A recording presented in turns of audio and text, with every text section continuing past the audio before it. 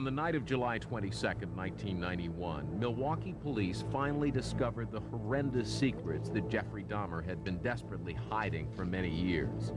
Acting on a tip from a young gay man who escaped from Dahmer's apartment, police searched number 213 and found a chamber of unimaginable horrors. Human heads and a heart wrapped and bagged in the freezer. Hands and feet at the bottom of his soup kettle. Skulls tucked away in a file cabinet. And this blue barrel stuffed with dismembered torsos soaking in acid. Dahmer would spend the next 24 hours confessing, telling in vivid detail of a murder spree that began in 1978 when he was 18 and ended with 17 young men dead. I had this reoccurring fantasy of meeting a hitchhiker on the road and of taking him hostage and doing what I wanted with him. And I never in my wildest nightmares thought that it would become a reality. Why would Dahmer have, as he put it, created his own Holocaust? How did he become so filled with evil? It would be comforting to point to an abusive childhood, an early life filled with hatred or horror, but his was filled with love. Jeff was the most beautiful, darling, sweetest baby, the nicest young boy. There just were no real signs when he was growing up. Imagine your child grows up to be a murderer. Would you still love him? Would the guilt and sense of responsibility be overwhelming? Jeffrey Dahmer's parents have struggled mightily to understand what might have gone wrong with their child. His father's search for an explanation led him to look inward, even to write a book simply titled A Father's Story. But his search may be in vain, because even the experts and profilers who've studied serial killers are baffled by why they do it. There doesn't seem to be any indication in any of the serial murderers that something external makes them want to kill. It's as if something is thrown, a switch is thrown, and they begin on the pattern of what their pattern will be. Maybe all we can do is what Lionel Dahmer did, look back and try to see what went wrong. As a young child at the beach with his parents, Jeffrey Dahmer discovered a dead crab. He examined it with a child's curiosity, but later the curiosity grew into something unthinkable. All I know is that I wanted to see what the insides of these animals looked like. There may have been some violence involved, some underlying subconscious feelings of violence. It was a compulsion, became a compulsion. Jeffrey Dahmer got bigger, and so did his compulsion to look at the insides of living things. He began to kill them, satisfying powerful urges that he didn't understand.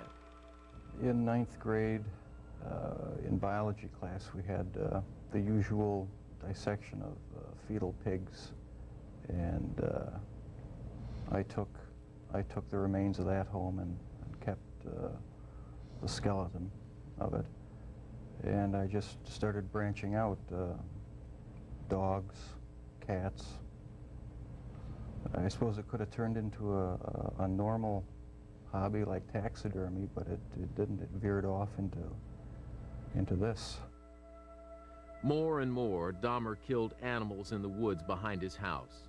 He knew it was wrong, but he couldn't stop. Then, at 14 or 15, it got worse. I don't know, it became a compulsion, and it switched from animals to humans. I still don't understand it. I don't know why. If your fantasy life as a teenager includes killing, who do you tell? From about 15 years on up, a great deal of my thoughts were basically unshareable with anyone. So I just closed myself off and just put on a mask of normalcy. As Jeffrey Dahmer entered adolescence, his secrets multiplied. He began to feel attracted to other young men. It was not an issue he could talk to his father about, but Jeffrey knew he was gay. Started having obsessive thoughts of violence, intermingled with sex. And it just got worse and worse. I didn't know how to tell anyone about it, so I didn't. And just as Jeffrey was becoming aware of his internal violent sexual urges, his external life began to unravel. His parents' marriage, which had been rocky throughout his childhood, finally ended. He found himself alone more and more. And then one night, while his mother was away on a trip and his father newly moved into a motel down the street, a fantasy Jeffrey had been having for years came true, and the killing began. I was 18 years old, driving home. I saw this hitchhiker about a mile from my house, and he caught my eye. I drove past him, thought to myself, should I stop and pick him up, or should I just keep on going? I wish I just kept on going, but I didn't. I turned around, picked him up, and that's when the nightmare became a reality. It just seemed so bizarre to me that this obsession that I had been thinking about and wanting, just all the parts are there, and they make it possible to make it happen. Just at the time when it could happen, when there's nobody at the house for 2 weeks. After the first time he murdered, Dahmer says that he tried to get control of himself, and for 6 years he did not kill again. In 1984, he found himself living in Milwaukee, frequenting gay bars, when the violent sexual urges overcame him again. I met this guy at one of the bars, downtown Milwaukee bars. We went back to the hotel, just planning on getting drunk. I had put some sleeping pills in his drink to render him unconscious, and was just going to spend the night with him. When I woke up in the morning, my forearms were bruised, and his chest was bruised, and blood was coming out of his mouth. He was hanging over the side of the bed. This type of behavior and the urge that develops, it's triggered. It doesn't go in cycles. It may be a place that he's in that reminds him of something. It may be something that he hears. It may be a certain season. It may just be a color. It's intimately connected with memory and previous experiences and something that goes on at an unconscious level. Whatever it was, it came over Dahmer almost like a dream. I have no memory of beating him to death, but I must have. And that's when it all started again. I had no intention of hurting him at all. How could Dahmer not remember? It's hard for a normal person to imagine, but Dr. Helen Morrison believes that the brain functioning of serial murderers is unique. Part of his mind is split off. Again, we have this piece of this puzzle that's somewhere that doesn't connect with the thinking part or the logical part. It's not far removed from those of us who drive every day, and we drive the same route, and we don't know how we got from point A to point B. We know we did it, but it doesn't enter our consciousness. Unlike other serial killers who seem to actually derive satisfaction from the killing, Jeffrey Dahmer says he did not. His motivation, his objective was sexual. He wanted to create a sexual slave that he could totally control, and to that end, he performed the most horrific of experiments on his victims, literally drilling holes in their head.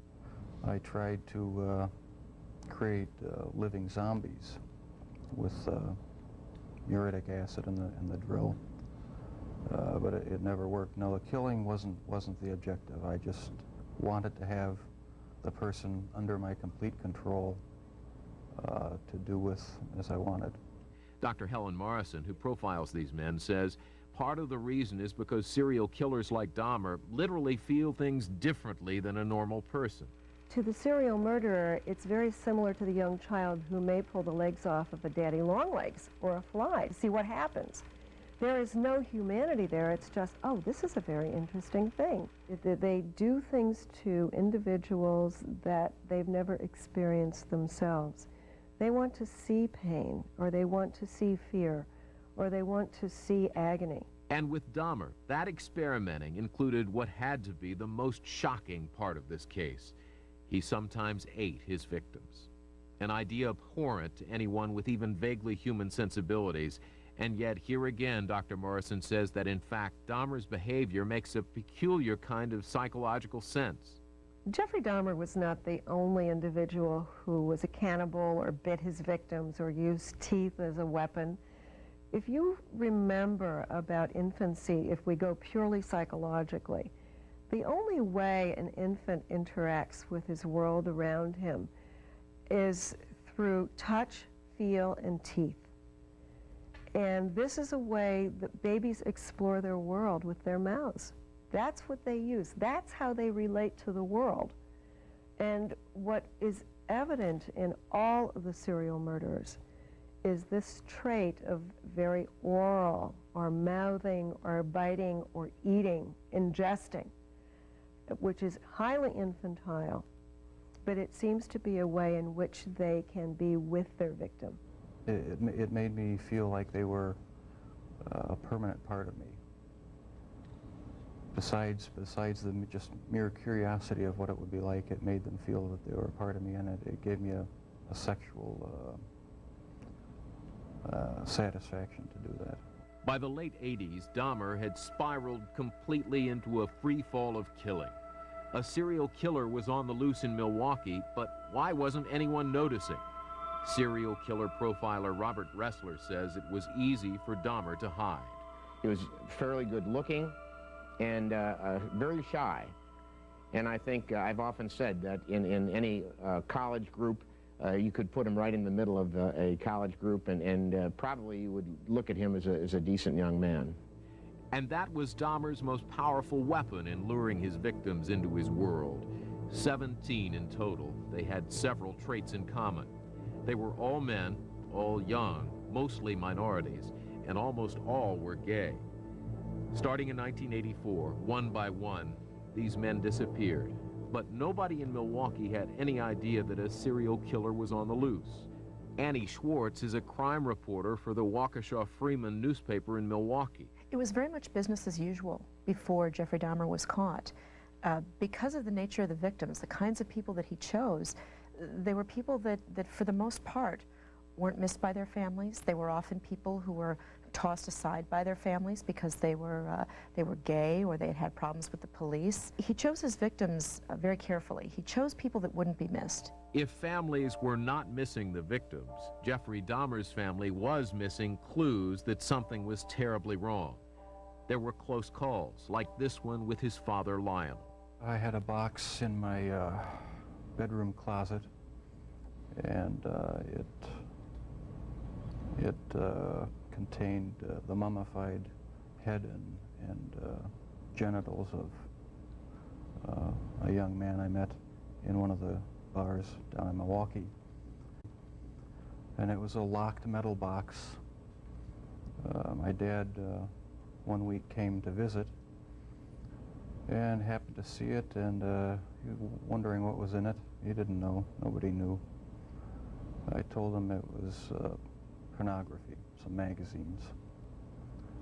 And he wasn't satisfied with that answer. We got into a bit of an argument because I wouldn't open it up. He took the locked box down to the basement and was about to smash it open. But I came back in the house, we reconciled. The reconciliation with his father would mean the lies would go on and that Jeffrey Dahmer would continue to hunt down victims in the gay bars of Milwaukee and kill them. But in a city with a relatively low crime rate, why were the police not connecting the murders? Dahmer's seeming normality helped him hide his reign of terror. People like Dahmer can get away with this easier because law enforcement does not recognize him for what he is. They're looking for somebody who's dragging their knuckles on the pavement and baying at the moon with hair in their face. They're not looking for Mr. Nice Guy, the quiet young man living in the neighborhood. But there may have been something more to why the murders went unnoticed. Okay, hi, I'm on 25th and State, And this is young man, he is butt naked, he has been beaten up, he is very bruised up. He can't stand, he's study fall out, he is butt naked, he has no clothes on, he was really hurt. And I ain't got no quarter on him, I just seen him, and he needs some help. Where is he at? On 25th and State, the corner of 25th and State. He's just on the corner of the street? Yeah, he in the middle of the street, he fell out. We trying to help him, some people trying to help him. Okay, and he's unconscious right now? He getting him up, he is bruised up. Somebody must have jumped on him and stripped him or whatever. The call is about this young man, Conorak Synthesin phone. The voice is that of a neighbor, Glenda Cleveland, who spotted the young man trying to escape Jeffrey Dahmer's apartment. Dahmer had already tried to perform his crude sex zombie experiment on the 14-year-old, drilling a hole in his head and pouring in acid. Drugged, bleeding, dazed, the young man had somehow managed to get away from Dahmer and yell for help. The police did come. Jeffrey Dahmer told the police that Synthesin phone was his 19-year-old lover with whom he'd been quarreling. The police went into Dahmer's apartment, saw nothing amiss, and returned the boy. The police then radioed back to the station, joking about what they had seen. The intoxicated Asian naked male was returned to his sober boyfriend. My partner's going to get deloused at the station. A month later, when Jeffrey Dahmer was arrested, he admitted to killing Synthesin phone shortly after police left. The death would cost the two police officers their jobs and would force the entire city to look inward at attitudes and treatment of minorities and gays. There would be candlelight vigils and city-decreed days of healing, but Jeffrey Dahmer would leave a black mark on Milwaukee. The place where Dahmer's apartment building stood was raised and put a playground in. Raised all kinds of money from the community, and no one in the community wanted to use this playground because they said it was the devil's playground. I think that the city of Milwaukee, at the end of the Jeffrey Dahmer case, was left with the unfortunate realization that it can happen here. It being whatever horrific thing that you see on the news that you think happens in other places and to other people. There was the sad realization for people that live in the city of Milwaukee that it could and did happen here. But of course, the deepest scars would be reserved for the victims' families and the family of the murderer. Never, Jeffrey! Jeffrey! I hate you! Jeffrey's out of control! Don't with me, Jeffrey! I'll kill you! Look at me, You took my mother's oldest grandchild from her, and for that I can never forgive you. I hope you can deal with what you've done. The families of Jeffrey Dahmer's victims had their day in court and an opportunity to address him. Jeffrey Dahmer sat motionless throughout. His father, Lionel, sat behind him. Jeffrey's crimes had been a terrible shock for him, so much so that for the first 24 hours after he learned of them, he didn't believe Jeffrey's confession.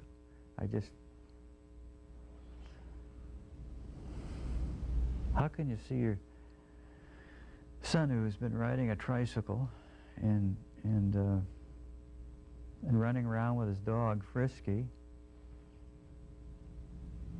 and playing tennis with me, taking a knife and cutting a person open, and then doing sexual things with it? It's pretty hard. Those who profile serial killers can understand why Lionel would have such trouble reconciling his baby boy with the adult killer who would perpetrate such sickening crimes. We do know that when puberty comes, the ages of 13, 14, 15, that the hormones seem to interact with the brain chemistry, and we have no idea what that's doing or where it's coming from. I think probably there was a mixture of feelings of anger and hate and disappointment and also feeling extremely sorry for what he did. Felt very sorry for victims and their families, and also for Jeff, the terrible waste.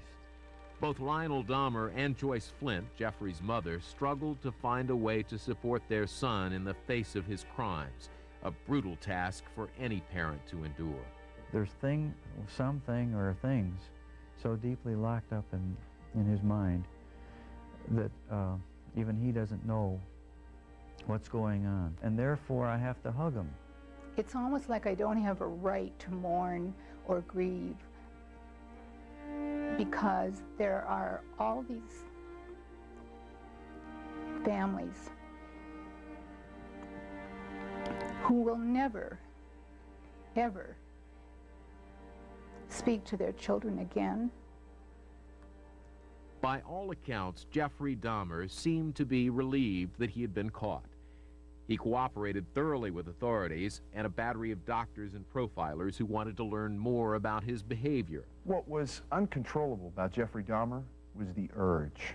It was the urge he couldn't control. It was the craving he had to satisfy. And that's why when he killed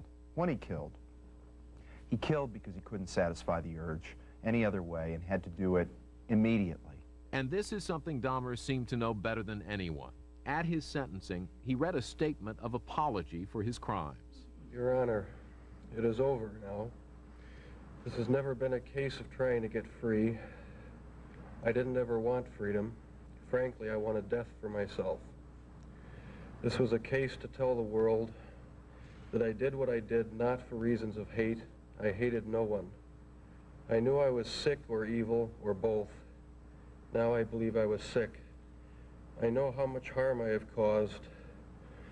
I tried to do the best I could after the arrest to make amends, but no matter what I did, I could not undo the terrible harm I have caused. I know I will be in prison for the rest of my life. The rest of Jeffrey Dahmer's life would last less than 2 years.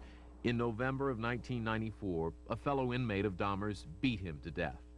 The killing occurred in a 20-minute period when the men were unguarded.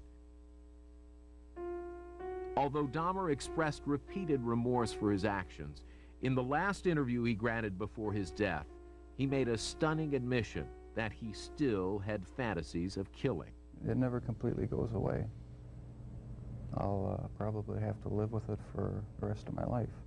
I wish it would go away. I wish there was some way to completely get rid of the compulsive thoughts, the feelings.